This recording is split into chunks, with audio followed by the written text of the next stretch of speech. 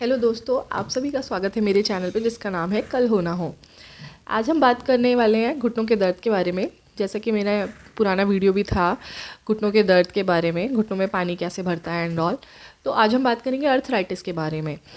Mostly knee pain होता है arthritis की वजह से, और नी पेन की भी अब मैंने देखा है रिसेंटली कि कोई एज फैक्टर नहीं है इसमें कि 50+ या 60+ वालों को ही नी पेन हो रहा है। मैंने 35+ वालों को भी नी पेन होते देखा है। सबके मुझे यही सुनते देखा है कि हमें अर्थराइटिस की प्रॉब्लम है।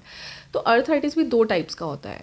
एक तो ऑस्टियो अर्थराइटिस हो गया, दूसरा रूमेटॉइड अर्थराइटिस हो गया, जिसे गठिया भी कहते हैं। तो कभी कभी ये होता है कि पेशेंट्स को मोस्ट कॉमनली तो ऑस्टियोआर्थराइटिस होता है, बट कभी कभी ये होता है कि रूमेटॉइड अर्थराइटिस गठिया की प्रॉब्लम हो रही होती है और इलाज जो है वो ऑस्टियोआर्थराइटिस का चल रहा होता है। तो उन्हें आराम ही नहीं मिल पाता है। उन्हें लगता है कि हम दवाइयाँ खा रहे हैं, एक्सरे भी करवा लिया है, डॉक्टर को भी दिखा रहे हैं, सारी चीज़ें चल रही हैं, कसरत भी कर रहे हैं, बट आराम क्यों नहीं मिल रहा है। तो मैं आज वो कन्फ्यूज़न आप लोगों का दूर करूँगी कि ओए क्या होता है और आर क्या होता है। ऑस्टियोआर्थराइटिस मोस्ट कॉमनली ऑस्टियोआर्थराइटिस होता है। ये ज़्यादातर जॉइंट स्पेस के रिडक्शन की वजह से होता है। आप एक्सरे करवाओगे अर्थराइटिस का, ओए का, तो उसमें जॉइंट स्पेस आपको कम दिखेगा। कार्टिलेज डैमेज होने की वजह से जॉइंट स्पेस कम हो जाता है।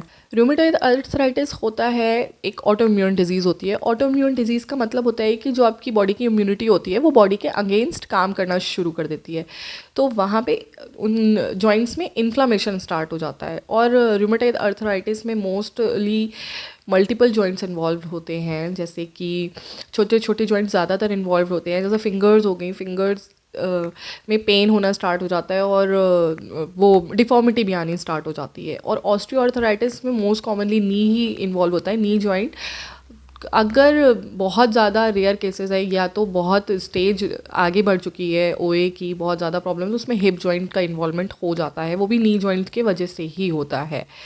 दूसरा ये कि ऑस्टियोआर्थराइटिस में आपको मॉर्निंग स्टिफनेस कम ही देखने को मिलती है, बहुत रेयर केसेस में। अगर नया केस है तो रूमेटॉइड अर्थराइटिस में आपको मॉर्निंग स्टिफनेस होनी ही होनी है। आपको सुबह आपको अच्छा खासा दर्द होगा, घुटनों में अकड़न महसूस होगी।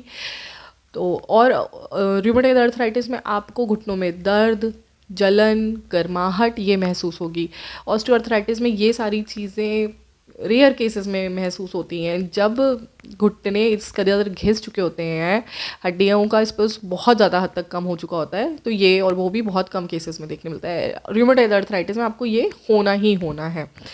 प्लस ऑस्टियोआर्थराइटिस में डिफॉर्मिटी जो है वो कम ही देखने को मिलती है। जैसा कि मैंने बताया कि RA में, रूमेटॉइड अर्थराइटिस में, आपको ये उंगलियों की डिफॉर्मिटी या घुटनों में कोई डिफॉर्मिटी हो गई है, बो लेग्स हो गए हैं, बो नीज हो गए हैं, या नॉक नीज हो गए हैं, ये आपको देखने मिलेगा। बट ओए में मोस्टली ये देखने नहीं मिलता। ऑस्टियोआर्थराइटिस में आपको वेट बियरिंग पेन होता है। जब आप खड़े होते हो तो आपको, जब घुटनों में वेट आता है, चलते हो, जब खड़े होते हो तब आपको पेन होता है। और रूमेटॉइड अर्थराइटिस में ये होता है कि जब आप लेटे हो, रेस्ट पे हो, आपको तब भी पेन हो रहा होता है, क्योंकि नी में इन्फ्लामेशन इस कदर बढ़ गया होता है कि आपको रेस्ट पोजीशन में भी आराम नहीं मिल रहा होता है।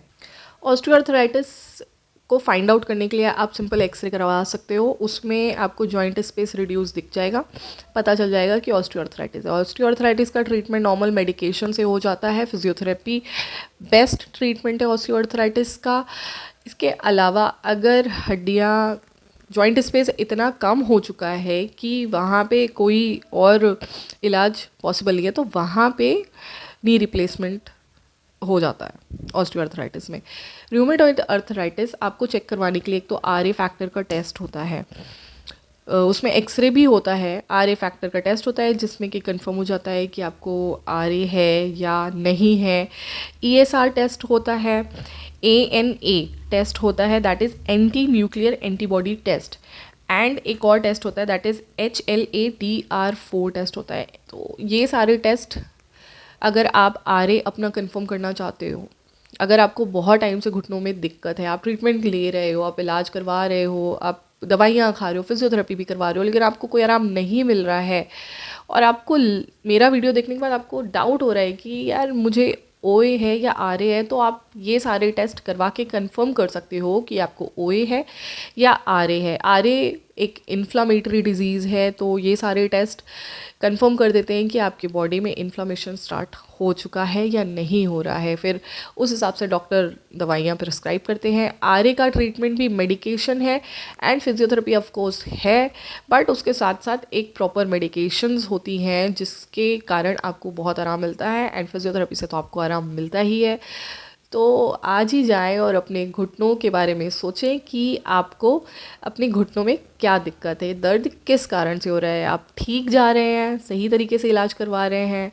तो दोस्तों, ये थी इन्फॉर्मेशन आरए और ओए के बारे में। अगर आपको मेरा वीडियो पसंद आता है, इससे कुछ ना कुछ आपको इन्फॉर्मेशन मिलती है, तो इसे लाइक करें, शेयर करें, मेरे चैनल को सब्सक्राइब करें और देखते रहें मेरा चैनल कल हो ना हो। Thank you.